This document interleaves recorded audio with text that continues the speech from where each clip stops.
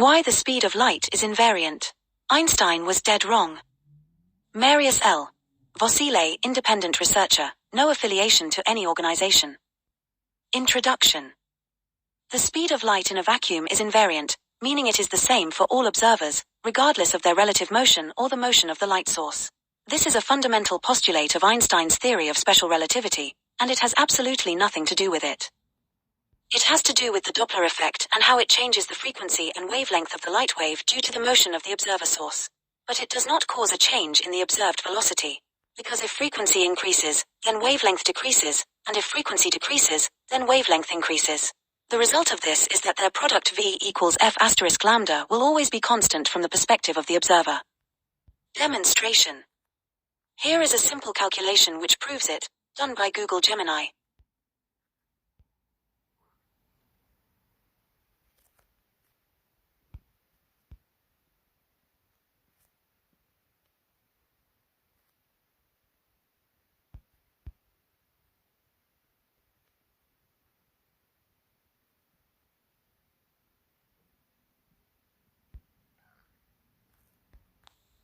As you can see, the Galilean velocity additions cancel out when we multiply observed frequency and observed wavelength, resulting in speed v, which is the speed of wave in the medium, calculated from the observer's frame. So the observed wave speed always matches the speed of the wave in the medium and does not change relative to observer, which is the fundamental error that Michelson-Morley made. In the specific case of the experiment, the observer is comoving with the source, which would make Doppler shift 0 because there is no relative motion between source and observer. So the observed frequency and observed wavelength will be the same as the source frequency and wavelength.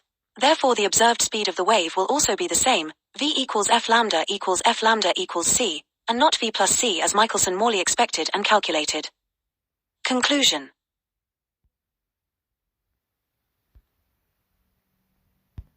In conclusion, the null result of their experiment is entirely consistent with an ether medium, and does not disprove it in any way. Einstein's special relativity is simply not needed to explain the invariance of the speed of light, which occurs as a direct consequence of the Doppler effect.